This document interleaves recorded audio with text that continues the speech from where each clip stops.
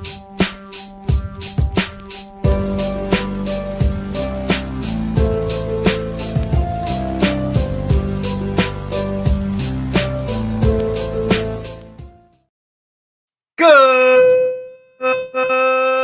morning, everyone, and welcome back to Wake and Take.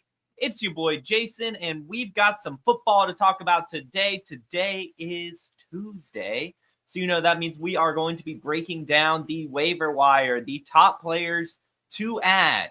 We're going to be doing by position. We're going to be talking redraft. We're going to be talking dynasty. And then we're also going to be talking my new favorite category, if you want, the meh category, the players that, people are going to be suggesting you add, but I don't really care. I mean, you could add them if you want, but not my cup of tea. And we'll talk about that, of course, as well. So go ahead and take out your coffee, sit back, relax, and enjoy the show.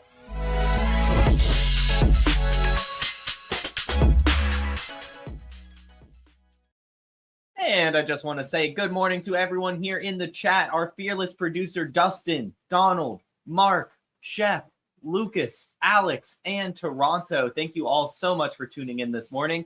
And if you're listening on the podcast, thank you for listening as well. Again, guys, the podcast can be found via the link in the description if you just feel like listening instead of looking. Now, we've got some big news starting this morning off. So normally on the waiver show, we just go straight into the waivers, but Shane Waldron is being relieved of his offensive coordinator duties in Chicago. The nice way to put it, he is being fired. No longer will be the offensive coordinator. They're having their pass game coordinator, I believe Thomas Brown, take over as the OC. We'll see what that means, right? We don't necessarily know how Thomas Brown is going to be as a coordinator, but we do know that he's going to be an upgrade from Shane Waldron. This was always the fear, right? We talked about it all offseason, how we were worried about Shane Waldron and Matt Eberflus, for that matter, and how they might affect the Chicago Bears offense.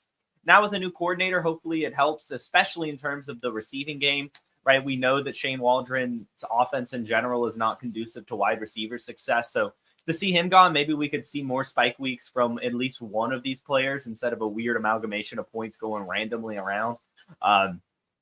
Generally, just what we see with the monkey coming off the back is just a fired up team, and they kind of just go back to, just playing ball. So I wouldn't be surprised if the Bears look a little bit better this week, even without much time getting this new system in. They just go out there to play ball. Look for Rome Odunze to become an even bigger part. I think that would, that's one thing that I would be looking towards with a new coordinator change, is the fact that they're probably going to be trying to build around their youth, especially now that this season is kind of lost. So I think they're probably going to spend the second half of the season really focused on trying to develop Caleb Williams and, to another point, Rome Odunze. So I am pretty excited about this move. This was something we predicted would happen all offseason, right? Shane Waldron just, unfortunately, I'm sure he's a nice guy, but not a great coordinator. Just simply not. So shout out to the Bears. And that's that, right? We'll see how this means. Basically, we'll put it at this. It's good news. More than likely, this is good news. The offense should look a little bit better. Now we just need Matt Eberflus to be fired as well. But the way things seem, it seems that that's more than likely going to be an end-of-season move.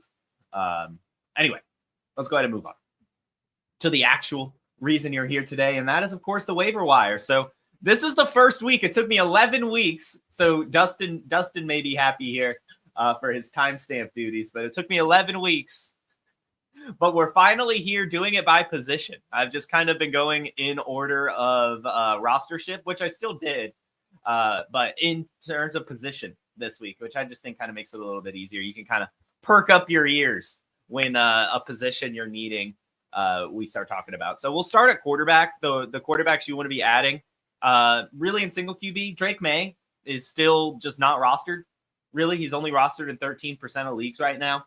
And in single QB, that's just ridiculous. Even in Superflex, he's definitely rostered in every single Superflex league, but he needs to be rostered in single QB leagues. We've been talking about it for a few weeks now. This is an every week starter. He has a floor and a ceiling. Drake May belongs on single QB rosters. You need to add him if he's still available. And that's really the only quarterback we're going to be talking about in single QB that needs to be added. However, Drew Lock, if you're in a deeper single QB league, maybe worth adding. More likely that you're going to be adding him in Superflex leagues, but the Giants have already started to become non-committal on Daniel Jones. They were asked if Daniel Jones is going to be the starter this week, and they wouldn't commit. They said that they're evaluating things right now. So I would expect Drew Lock to start at some point. This is something we've been waiting for all season, right? It's just they will pull the plug on Daniel Jones at some point, if only because of the injury guarantee. So yeah, there's an injury guarantee on Drew Lock or on Daniel Jones' contract. If he gets injured, they have to pay the rest of his contract. So I think they want to avoid that. They're definitely moving on from Danny Dimes next year in the draft. So they're going to pull the plug. So I would like to go ahead and get Drew Lock. More likely is going to be a Superflex ad. But in deeper 1 QB leagues, I don't hate it. I do think that he's at least a little bit of an upgrade from Daniel Jones. Maybe, though, maybe not in fantasy, because at least Daniel Jones was giving you the rushing floor. But I do think that Drew Lock is a better passer. In fact, we know this. He's a better passer. And he should be able to get some good points for Malik Neighbors, just kind of spreading the ball around a little bit better, and really just kind of making this offense run normally. So I do think that he will be an upgrade for this offense. In terms of fantasy points, probably about the same, given he doesn't have the rushing floor. But I think the passing floor is pretty good. I'm honestly kind of excited for gunslinger, if you will, Drew Lock. I honestly kind of am, but mostly Superflex. And the other Superflex quarterbacks that we're looking to stash right now is Sam Howell. As the Seahawks, as they get their season closer to ending, I could see them pulling the plug on Geno Smith just to see what they have in Sam Howell. The Cowboys, you want to stash Trey Lance. Cooper Rush just did not look that good. So I would be looking to add Trey Lance and Superflex and potentially single quarterback as well if it's deeper. But I'm not sure if he's actually going to take the starting job, but at least with his athleticism and CeeDee Lamb, he should get some fantasy points. And Michael Penix in Superflex as well. Michael Penix in Superflex. Again, Kirk Cousins, he's playing super well, but at that age with the Achilles, with those weapons, I think that Michael Penix would be pretty sweet if he ever does start. So those are kind of the quarterback ads. I would say we could go ahead and do the if you want for the quarterbacks. And not if you want. Dynasty only, we don't have an if you want quarterback. But Dynasty only, Michael Penix as well, but for single QB. I don't mind throwing Michael Penix on your roster in single QB leagues. Some people may say that that's not a good decision, but I think that Michael Penix is going to be a stud when he eventually takes over in Atlanta. So I just kind of want to go ahead and throw him on there if I have no room. Now, moving back to just the regular waiver wire ads, we're going to go to the running back position. And again, we're going to go in order of availability. So we're going to start with Khalil Herbert. He's the least available. Khalil Herbert, the new backup running back in Cincinnati. Bad debut as a Bengal, but still is the backup. And if anything happens to Chase Brown, he's got massive contingent upside. And I do think we'll probably see him get some goal line short yardage carries eventually as well. Khalil Herbert definitely needs to be added, as well as Trey Benson. Again, just if anything happens to James Conner, Trey Benson should be huge. We saw this week with the Cardinals winning so well, or by so much, Trey Benson actually was able to come in and get some opportunity and look pretty good. Blake Corum, if anything happens to Kyron, he'd be a stud. Roschon Johnson, if anything happens to DeAndre Swift, he would be awesome. Roschon Johnson, all-purpose back. He's not just a between-the-tackles grinder. He can catch passes as well. Marshawn Lloyd, so his practice window was actually opened. He is eligible to return sooner, or very, very soon. Should be back soon. And I do think that he would be ahead of Emmanuel Wilson in the pecking order. If anything happened to Josh Jacobs, Marshawn Lloyd should be huge. And lastly, but probably the most important, is Audric Estime. Audric Estime is now the starting running back in Denver and widely available. He just had 14 carries for 53 yards, which isn't anything crazy, but definitely still worth adding. If you're going to get that type of volume, then you need to be rostered and probably flexed here and there. The Chiefs just a tough matchup, and this was his first start. I do think we'll start to see some better performances from Estime. The big thing there is just hopefully that they do completely just take away Javonte. It could be pretty crowded. I don't want to throw a ton of fab at Audric Estime, but I do still want to try to get him. This is why we kind of been talking about adding him for weeks already. You got to stash these backup running backs, especially the rookie ones. Audric Estime, even if we were avoiding the Denver Broncos backfield, now it's kind of becoming clear. Now it shows that they want to try to use Audric Estime, so he needs to be added. Now, in Dynasty only, we want to add Jalen Wright. It just seems that Jalen Wright is not happening. Unfortunately, Jalen Wright it's not falling his way this year. But next year, he should be huge. He should be an amazing running back next year. So I just want to make sure I get Jalen Wright on my roster before next season, as well as Kamani Vidal. It really does look like Kamani Vidal is not happening as well. He's a healthy scratch when Gus Edwards is healthy. And, well, Gus Edwards is healthy, and Kamani Vidal is not getting any action. In fact, even Hassan Haskins is getting action. So Kamani Vidal, I still want to roster in Dynasty. Gus Edwards and J.K. Dobbins, I believe, both were on one-year contracts. So next year, the backfield should look a little bit different. I mean, they'll probably end up re-signing Dobbins, but still, I want to roster Kamani Vidal in Dynasty leagues. And then the if you want category, the players that are probably going to be added that I don't really think is really worth it, but kind of is. We'll start with Gus Edwards. Yeah, I mean, Gus Edwards is just touchdown dependent. Yeah, he had 10 carries for 55 yards, but that's only 5.5 points. He's not getting any receptions. That's J.K. Dobbins. And the Chargers offense isn't scoring a lot of points in general. The fact that he basically needs a touchdown to even get to 10 points is concerning to me. Gus Edwards is just not a good fantasy running back. He's just not, at least on this offense, in the way things are being split. Now, I don't mind adding him in case, J.K. Dobbins goes down or something. Then he might get a little bit more volume and opportunity and just points in general. But as of right now, he doesn't have a high ceiling. Even if he has a floor, so he's worth adding. It's just, I don't know. I think a lot of people are going to kind of go out over their skis for Gus Edwards this week, and I'm not really there for it. I think he's going to be totally fine. And as we talk about, we want upside on our bench. If you're not starting these players, there's really no reason having them on your bench unless you're stashing them to eventually start them. And I'm just not sure if Gus Edwards really falls into that category, but we'll see, right? He's definitely worth adding, but it's more of a if you want type of thing. And then Cam Akers and Ty Chandler. So we saw Aaron Jones get hurt. Seems like he is fine, though, so he should be able to play this week. But even then, when he went down, both Cam Akers and Ty Chandler got opportunities. Cam Akers got most of them, but Ty Chandler mixed in too. I don't know. It just seems that it's not really going to be that viable, either one of these, Cam Akers or Ty Chandler, if something happens to Aaron Jones. So I'm not really worried about it. If it's a deeper league and Cam Akers is still available, I don't mind it because it looks like he'll get more carries than Ty Chandler. But still, it's just a area, not really that worth it to me. I would probably be staying away unless it's like a deeper league. You really need the running back help and have the bench space to take a swing. But for the most part, Cam Akers and Ty Chandler, they're just kind of to me. And then while we're on running backs, I do see his question. Would you drop Wright and Vidal, our dynasty running backs, in Scott Fishbowl? Probably, not Wright. Maybe Vidal and Scott Fishbowl, unfortunately. And even then, maybe Wright. But in Scott Fishbowl, it's tough because it is pretty deep. If any of them, I would drop Vidal before Wright, just because Wright is still getting some opportunity and has two pathways. But for the most part, I would probably just roster him unless there's someone that you'd rather add. Now, moving on to the wide receiver position. We'll start with Demario Douglas.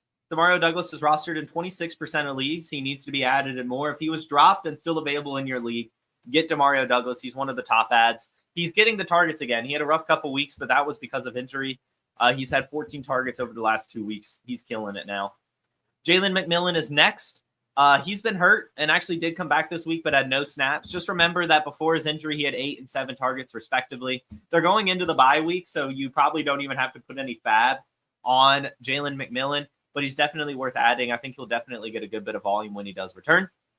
Elijah Moore, also. He just has been getting a ton of targets, 21 targets over the last 2 weeks. Hasn't been able to do much with him, but coming out of the bye week, he may be able to.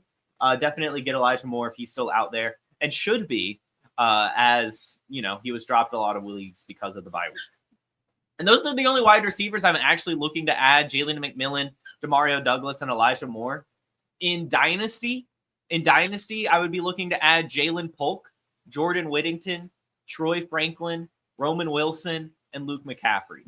Why is Jalen Polk only a Dynasty ad? Well, I just don't think it's going to happen this season. I know he finally got that touchdown, but he's not playing well. He's just not. And so I would rather add him in Dynasty and look for next year. Jordan Whittington finally returned this week, but got no volume. Just seems that he's more of a Dynasty play. But even then, should still be good over his career. I like Jordan Whittington a lot. Troy Franklin, he had those big couple weeks, right? But unfortunately, has kind of gone back down. Cortland Sutton has kind of been unlocked a bit in this offense. So it looks like Troy Franklin's not really going to get the volume that I wanted him to get. But in Dynasty, he is definitely going to develop into a player that we want. So I want to go ahead and add Troy Franklin in Dynasty. Roman Wilson, injured all year, but you're going to wish you had him. He's going to be a stud when he does play. And Luke McCaffrey, he's been kind of here, there. He's popped off here, there, had a touchdown at one point this year. Is the slot receiver, but he was a developmental prospect. But they used that third-round pick on him for a reason. He has a lot of athleticism, looked good at the Senior Bowl. I like Luke McCaffrey a lot. I think he will develop into a good receiver, just not this season. So I'm really only looking to add him in Dynasty. And then the if you want category, there's a lot of them. This is what the wide receiver position kind of fills this. So really, I just like to say when you're adding these wide receivers, only do it if you're going to play them. Right? Or you just need wide receiver help, I guess. But these, for the most part, are going to be roster cloggers. You don't really know when you're going to want to start them, And even if you do know, they're probably going to end up not getting you that many points to begin with. So these are just if you want, if you need, essentially. We'll start with Adam Thielen. He's probably going to return this week. Panthers offense looking a little bit better. Bryce Young liked him a lot last year. I'm sure that connection is still there. So if you want Adam Thielen, you can get him now. Mike Williams is another one. Mike Williams did score that touchdown, got the game winner. Will probably be a good player for the Steelers team, but he's going to be boomer bust. And boomer bust is just frustrating. So unless you have the roster space for that, I'm not really looking to add him, but you can. It's not these are not detrimental ads. They're just ads. You know what I mean? Alec Pierce, same thing, just boomer bust. Yeah, some weeks he goes crazy, but for the most part, he does it, right? 16 points this week, but then 5, 1, 2, 0, and then 20. So yeah, he has those big weeks, but it's just frustrating. You never really know when they come. I would rather just leave him on the wire. But if you need a boomer bust wide receiver, you've got the room for it. I don't mind it. And Adonai Mitchell. In Dynasty as well, I'm looking to add Adonai Mitchell for sure. But I wanted to throw him in the if you want as well, because I think he's worth adding in seasonal for certain rosters. Probably also more boomer bust, but we talked about him earlier this season. That I do believe the Colts will try to get him the ball more throughout the end of the season, and that's what we're seeing. He just had 6 targets, brought in all 6 for 71 yards. I think they do want to develop him. I think they do want to make him a bigger piece of this offense. And as long as Michael Pittman is out, Adonai Mitchell should be big. So I do want to add him. It's just more of a if you want. In Dynasty, we're definitely looking to get him. In redraft, it's take it by your roster basis. Marcus Valdes-Scantling, another boomer bust option. If you want a boomer bust option, you've got the heart for it. You could get Marcus Valdes-Scantling, but I doubt he has another 3-reception, 109-yard, 2-touchdown game. So I'm probably going to leave him. But there is no one in New Orleans. So the case is there that he could do this again. And lastly, John Mechie. He just had his best game of his career, 74 yards and a touchdown off of 5 receptions. Outproduced Tank Dell, but he is still below people on the depth chart. Nico Collins is expected to return this week, so I just don't think John Mechie is ever really going to get that much volume. If you're in a deeper league and you want to, sure, but for the most part, I would probably be leaving John Mechie on the waiver wire. And the tight end position. We've got 2 that we're definitely adding, and that is Jatavian Sanders and Theo Johnson. We've been talking about them for weeks. They're young, athletic tight ends on bad offenses that pass the ball a lot with extreme athletic upside. They've been doing pretty decently over the last few weeks. Theo Johnson in particular has had 5 targets in 3 out of the last 6 games, 6 targets in back-to-back games. Jatavian Sanders has had 5 targets in 4 out of the last 6 games and just scored a touchdown, 87 yards before that off 4 receptions. Both of these tight ends are killing it, need to be rostered. I like them a lot in both Dynasty and in redraft, especially deeper leagues in redraft. I think that they're worth rostering. If you want, you can add Noah Fant. He's been dropped in a lot of leagues. He does get volume, but DK Metcalf is going to return soon. And it just seems that Noah Fant's targets in particular aren't that high value. Like, he hasn't had a single 10-point game yet. He's had a couple 8, 9-pointers, but no touchdowns. Only 3 games over 50 yards. It's just to me. But, I mean, you take what you could get at tight end. If Noah Fant's out there, it is an offense that throws the ball a lot. He could have a big game at some point. But to me, he's an And a dynasty, we're just looking to add Ben Sinnott. As much as we love Theo Johnson and Jatavian Sanders, we really love Ben Sinnott. I think he's going to be a stud. He's just right now behind Zach Ertz for the time being, so we're only looking to add him in Dynasty. And that should do it for this week's waiver show. I mean, it's at this point, it's getting kind of thin. We already know the player. It's, at this point, it's really the same players every week that we got to be stashing. But let's go ahead and hop into the chat, see if we have any questions. Or actually, it looks like we have a breaking news story, so we'll talk about this real quick. Dak is having season-ending surgery. This was the expectation, so this just kind of gives a little bit more, you should probably add Trey Lance, in Superflex and maybe deeper single QB leagues just in case. Cooper Rush did not look that good. I wouldn't be surprised if they just want to see what they have in Trey Lance, so keep an eye on him. But Dak Prescott done for the year, unfortunately, and I am curious to see how this affects his career as a whole, just because this was a pretty severe injury, and he is up there in age. I know they just extended him, but it is definitely a concerning one. The Cowboys in a very rough situation right now. Done for the season. Dak Prescott. Pip, shut up, dude. What's your deal? Pip is going crazy this morning. Sorry, everyone. Let's answer some questions. Would you trade Nico for Gibbs? Yes. Especially in Dynasty. But yes.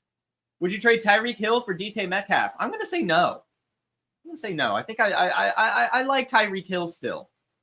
Big fade heading into the year, as everyone knows. He was like my biggest fade, bust of the year candidate at the wide receiver position. But I think the value is right now. Tua's back.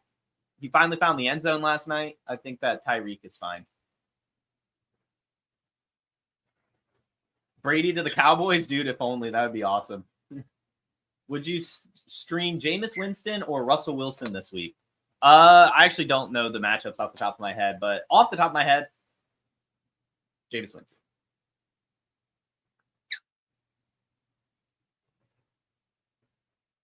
Let's see. Long-term view of Jalen Waddle, fine. This is just one of those players that, I mean, I want him. I do kind of want him in Dynasty, but I also feel like his value is a little high.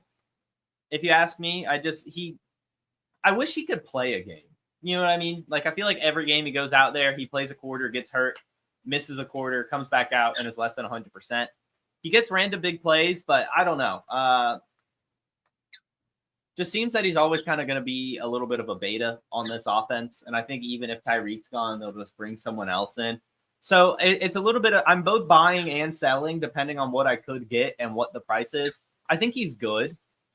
And that's really about it. I don't think he's going to be like great or like a league-winning asset really at any point.